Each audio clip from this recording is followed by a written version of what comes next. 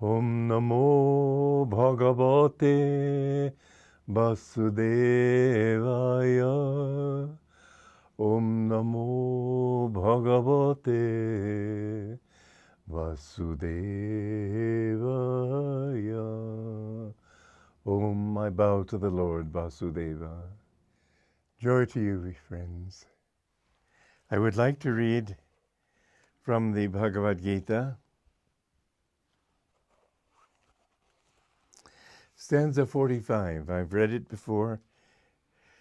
The Vedas teach that the universe is a mixture of three basic qualities or gunas. Your duty, Arjuna, is to free yourself from all three, as well as from the dualities of nature. The way to this achievement is to remain ever calm in the self, free from any thoughts of either acceptance or possession. Now the gunas, everything is a mixture of the three gunas. Sattva, Raja, Tamo. Sattva is that quality which elevates the consciousness and brings you closer to attunement with God. Rajoguna is that which keeps the mind active, and Tamoguna is that which darkens the mind and keeps it stupid and dull and not even interested in progress. Now, the Yogananda explained these three gunas. He said that when God creates the universe, he begins it with the principle of duality. So they're the waves on the ocean of the spirit, as a symbolical expression, vibration in other words. And where you have vibration, you have movement in opposite directions. But the height of the wave is what determines the gunas. The low sattvic guna are just like little ripples or very low waves on the ocean bosom. Then when the consciousness of a person becomes more active and more actively involved, then it goes up to another higher level. But the top level, the high waves, they express mostly tamoguna. Now, apart from the fact that the high waves have much more activity and so on, the three levels of a wave, he says every wave has its three portions. The lowest part is the part closest to the ocean. The middle part is that part which pushes it and is active. And then the top of it is that the crest of whatever little ripple even you have. In every, even a ripple, there are those three aspects. And so the three gunas, or qualities, are evident at all levels of creation. But the highest level is that which pushes farthest away from the ocean bosom, farthest away from bliss, farthest away from oneness with the self, and therefore into darkness, dullness. The crest of a wave is not dull, but it has spent itself. That is as high as it can go, and from there on it has to come down. So tamoguna is that quality. We need to try to resolve these gunas, first of all, by the dark guna. See, Rajoguna has two aspects. One is Raja Sattva, the other is Raja Tamo. That aspect of the middle wave is either toward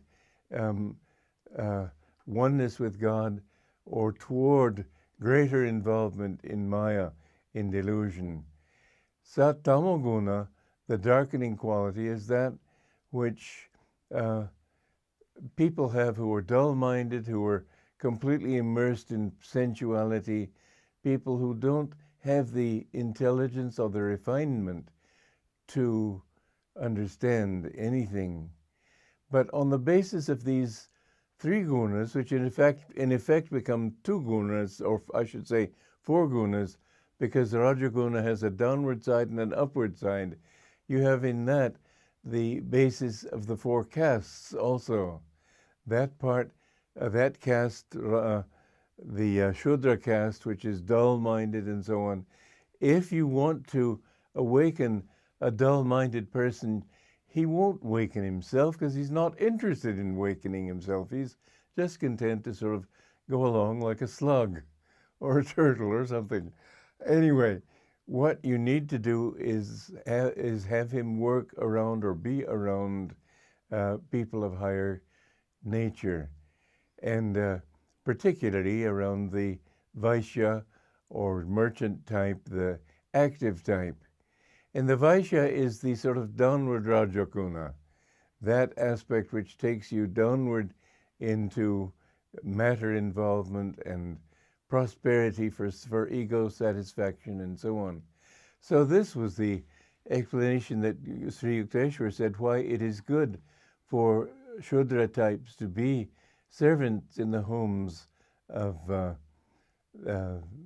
worldly people, because by being servants with them, their contact with them will gradually help them to rise. In the SRF Gita, it speaks about what tamasic people can do to raise themselves. Well, the truth is that they don't want to raise themselves. There's no point in giving them that advice. But if they mix with people of a higher quality, gradually their own consciousness will rise. Otherwise, it just takes time to get out of tamoguna.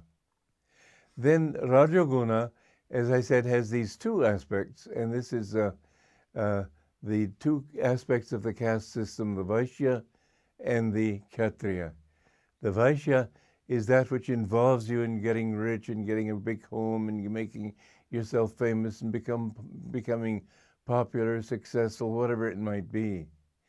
Then the higher aspect of Rajaguna is that which seeks to serve other people, to give to other people. It acts, but it acts in a self-giving way, ego-expansive way.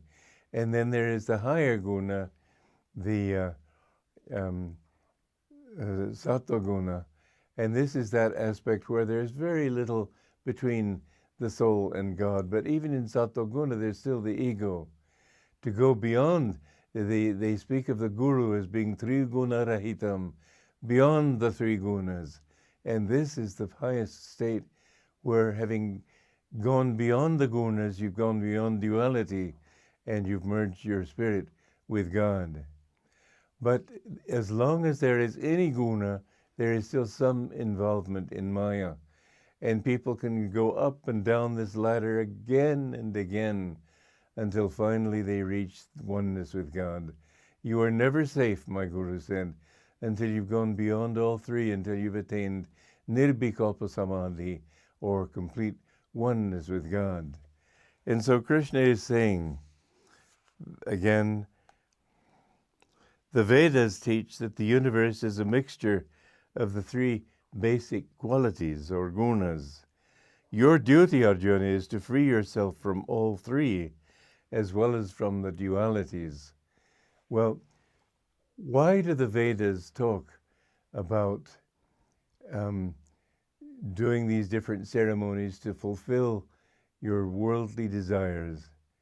We'll touch on that one next time, because it's quite interesting why the scriptures would give you techniques for becoming wealthy, progressive, successful, rich, have all your desires fulfilled, etc.